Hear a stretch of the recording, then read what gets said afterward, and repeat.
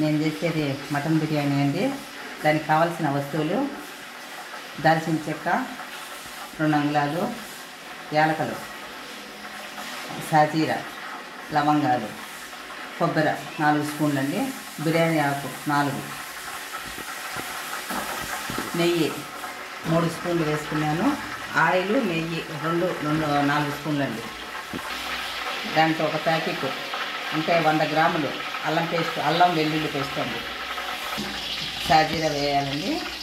సాజీరా, యాలకలు 10 యాలకలు, దాల్చిన చెక్క, లవంగాలు, బిర్యానీ ఆకు,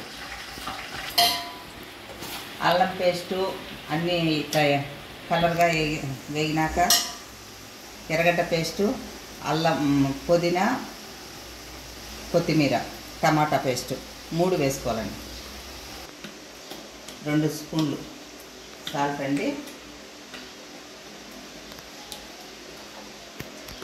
టీ స్పూన్తో 2 స్పూన్లు కొబ్బరి, పసుపు 2 స్పూన్లు, ధనియాల పొడి 2 స్పూన్లు, కారపొడి 2 స్పూన్లు.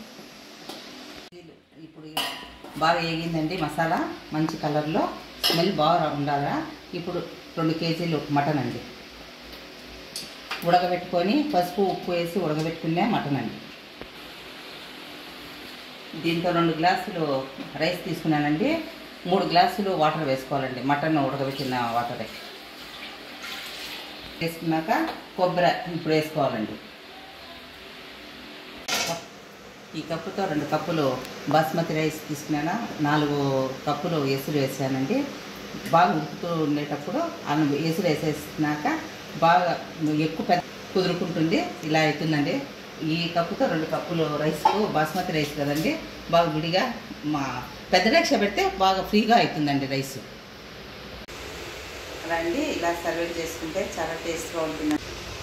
ఇలా ప్లేట్లో తీసుకొని వడ్డించుకుంటే చాలా టేస్ట్గా ఉంటుందండి. మాంసం సూపు, పెరుగు పచ్చడి, ఖర్జూరం, పొడుగులు ఈ టేస్ట్తో చేస్తే సమాపాలంగా చాలా టేస్ట్గా ఉంటుందండి. ఈ వంటకం కానీ నచ్చినట్టుంటే షేర్ చేయండి, లైక్ చేయండి, సబ్స్క్రైబ్ చేసుకోండి ప్లీజ్.